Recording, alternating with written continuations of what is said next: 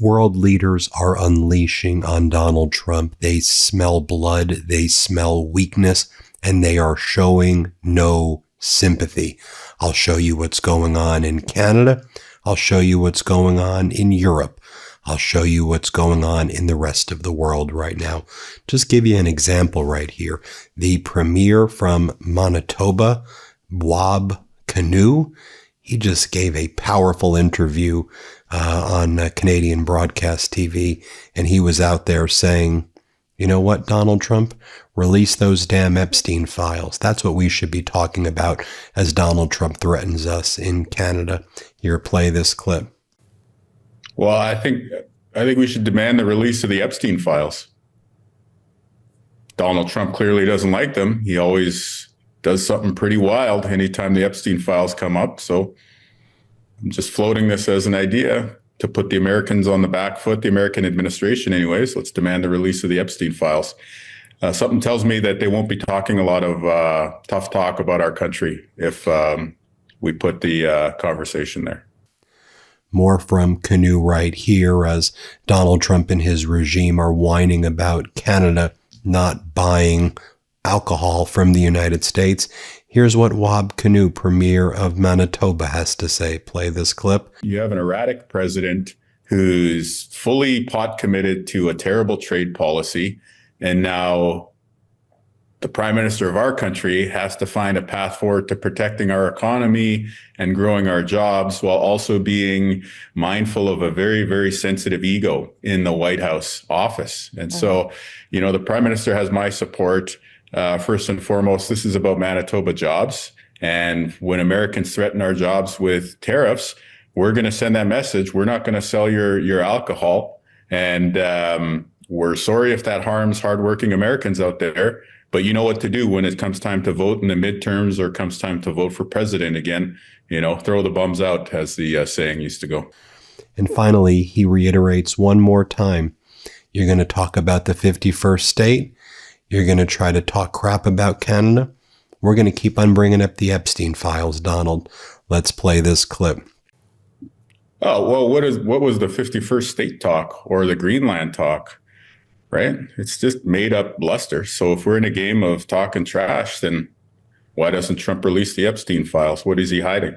If they release the Epstein files, then maybe we'll put the American booze back on the shelves. Another sign, too, about Donald Trump's increasing weakness.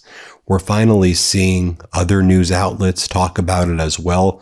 It's felt awfully lonely here, doing a series every morning talking about how the rest of the world are forging alliances with each other against the United States, how it's not America first, it's America alone right now, and the world has moved on.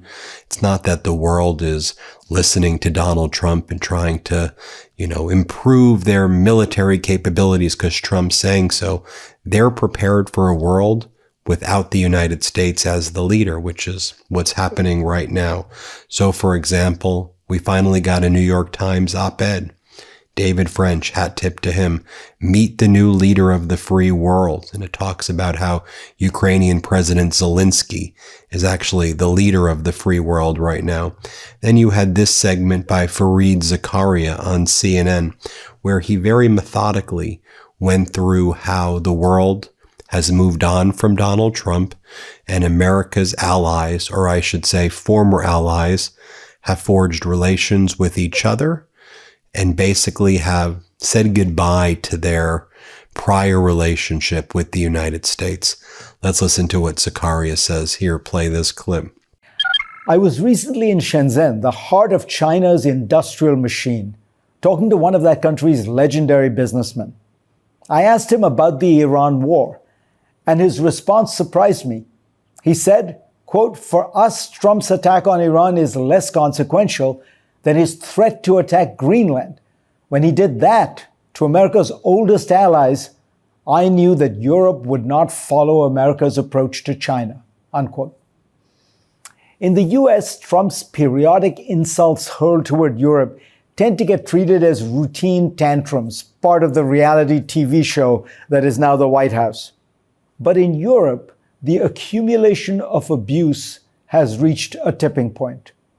Daniel De Petris recently wrote in The Spectator, a conservative and usually ardently pro-American magazine, "The war in Iran has forced Europe to grow a spine. European leaders are no longer interested in dropping to their knees and groveling to stay on Trump's good side." Europe is moving from words to actions. The EU's Rearm Europe Readiness 2030 plan is to invest some 800 billion euros in defense in the coming years. The old model was that America took care of European security and Europeans spent generously on American arms.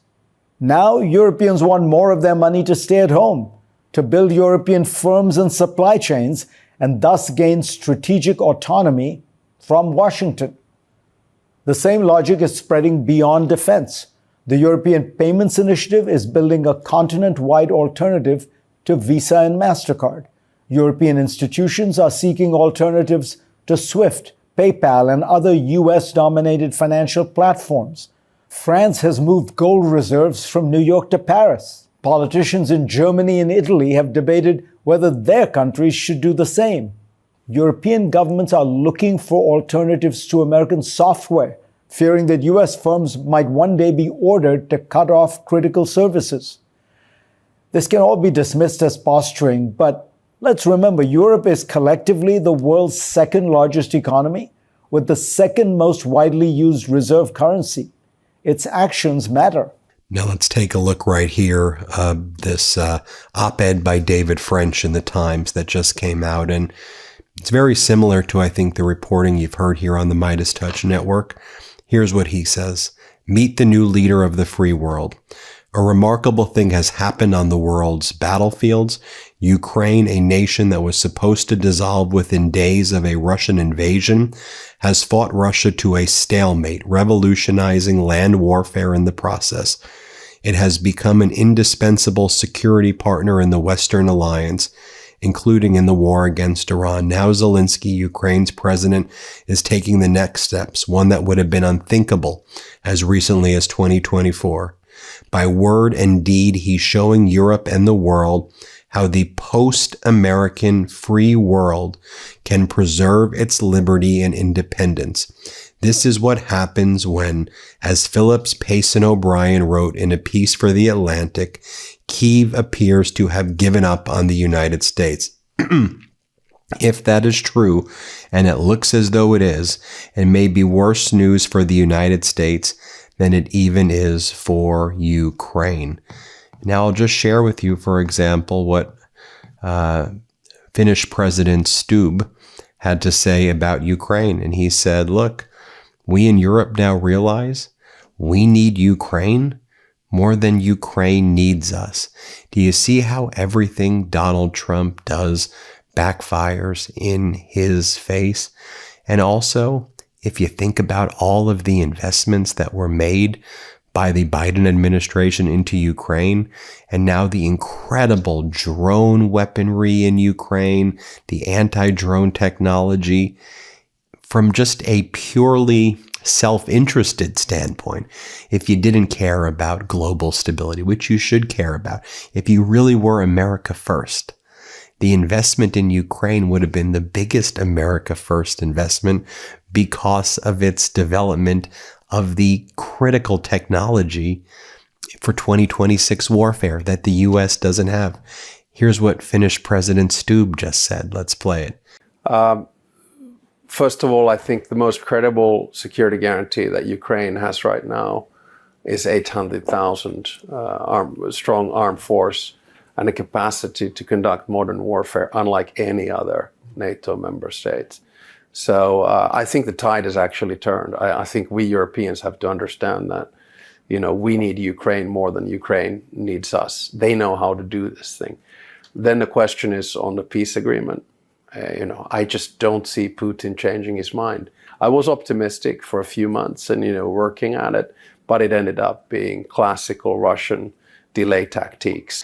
And then he says, look, I'm not going to get morbid right now, but you want to talk about the pain and the deaths being inflicted against the Russians by the Ukrainians?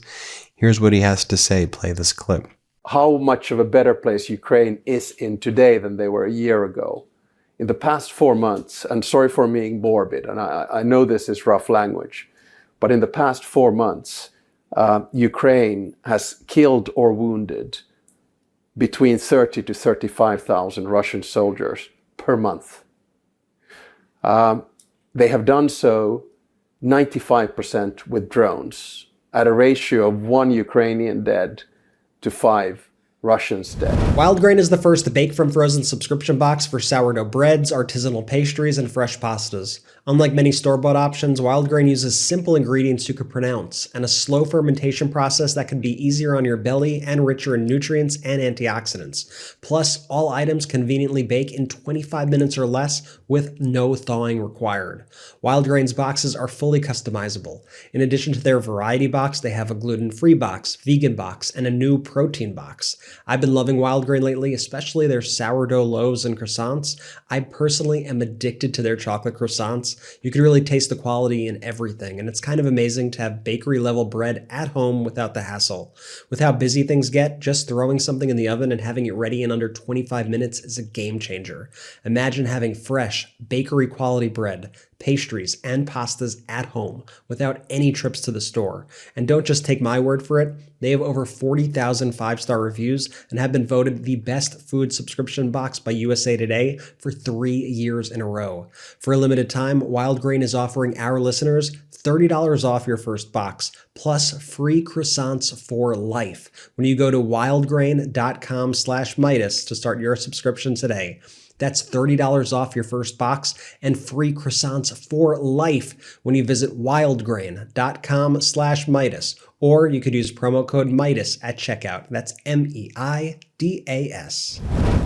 Going back for another moment to this piece by David French, one of the things that he points out that really kind of sticks with me is his powerful words where he says the following: I don't think Americans fully appreciate the extraordinary cost of Trump's bluster and blunders. It should go without saying, but once you threaten to invade an allied country, you don't just place the existence of the alliance in jeopardy. You raise the possibility of allies turning into mortal enemies. You can also trigger the kind of insecurity and scramble for power that contributed to the start of World War I. In practical terms, it's hard to see how alienating American allies puts America first. And that's my thesis as well.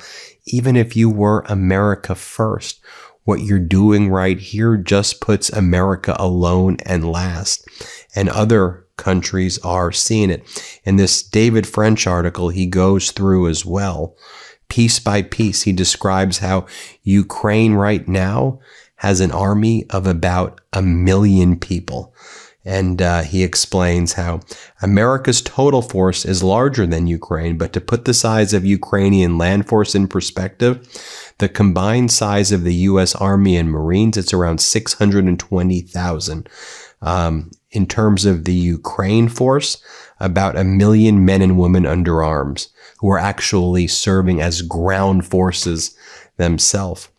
And then this article goes on to explain that rapid changes are not just occurring in Ukraine, as Ukraine has developed the cutting edge drone technology, drone interceptors, and all of that.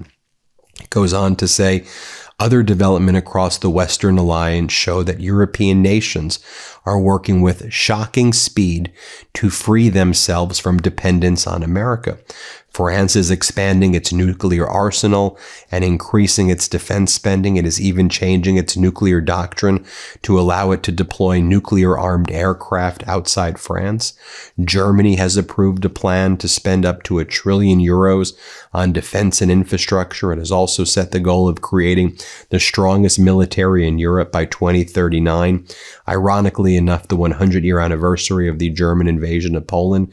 Canada is enacting its own defense budget increases with the added twist that it will be spending far less money on American weapons. And we talked about the F-35 review, and instead Canada looking more and more to Sweden, to France, to South Korea and others for weapons. This decision mirrors larger European and allied trends. Our allies are increasing their defense budgets and decreasing their dependence on American technology. Just last week, NATO procurement officials decided to replace aging made early warning aircraft, those E3 AWACS. They were potentially going to buy the E7 AWACS, but now they're going to buy the newer design from Saab, a Swedish manufacturer, and Bombardier of Canada. Ukraine has signed deals and letters of intent to purchase potentially hundreds of advanced fighters from Sweden and France. All of this is taking place after news reports that Denmark had been prepared to blow up airfields in Greenland if its fellow NATO member, the United States, attempted to invade. And then the article goes on to talk more about how by launching a war against Iran without seeking the help of or even consulting our European allies, we lost potential access to their advanced fighters and frigates, as well as to France's carrier battle group. Not good results if you want to actually win. And it basically goes on to say the reason why the United States now, this is also how it's going to impact you in the United States. When we talk about America's military budget, $1.5 trillion that the Trump regime is putting out there, it goes on to explain that since the U.S. can no longer rely on allies anymore, if the U.S. has to do everything all alone, it's going to cost a lot more money. Hence a $1.5 trillion defense budget, which ultimately takes money from taxpayers that could be going to services here in the United States and things that it should be going to. And now more money gets funneled to the American military industrial complex, especially as no allies want to help us. I'll just share with you now what Zelensky posted as well.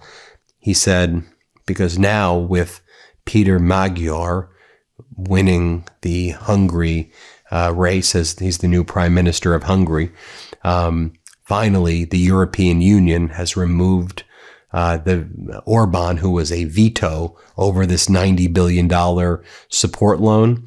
And now Zelensky explains the first tranche under the approved $90 billion European support loan will be directed towards domestic production for Ukraine defense. This includes drones in the entire Militech sector. Second, energy. By next winter, we must protect everything we can to the maximum extent possible. For this purpose, in addition to local budgets, a portion of the funds will be allocated from the central budget. We also held meetings in the Middle East and reached a number of arrangements, particularly in the energy sector. And it goes on to talk about the various deals that Zelensky has cut as well with Middle East nations for them to buy defense products from Ukraine. Zelensky goes on to say, we're grateful to every country that is strengthening its national sanction regimes against Russia. This truly helps. And this is a crucial point that global sanctions should also extend to Russia's nuclear sector and to all associated legal entities and individuals. And obviously, he's not thanking the Trump regime there because Donald Trump does everything he can to help Putin right now. Removes the sanctions against Russia and Russian oil. And then Donald Trump, he just goes on and he does two things in the morning. He attacks NATO and then he praises Russia. Attacks NATO, praises Russia. Here's Donald Trump attacking NATO. You could hear for yourself. We've largely wiped out the opposition. If we ever had to keep going, we'd wipe them out very quickly. The rest of it, the remainder. And I hope we don't have to do that, but it may be possible that we do. You know, they have no cohesion. Their leadership is very, very strange. Sometimes you don't have any idea who the hell you're dealing with. But it's just, you know, one of these things that we're gonna get it. We're gonna win. But NATO was not there for us. And I would ask, would you like to join us? And they said, sir, we don't want to get involved. And yeah, they said, we don't want to get involved.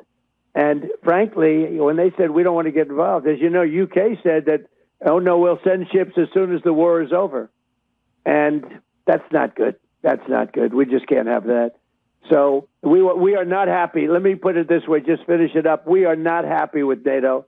NATO did not serve us well. We've been serving them for many years, spending trillions of dollars.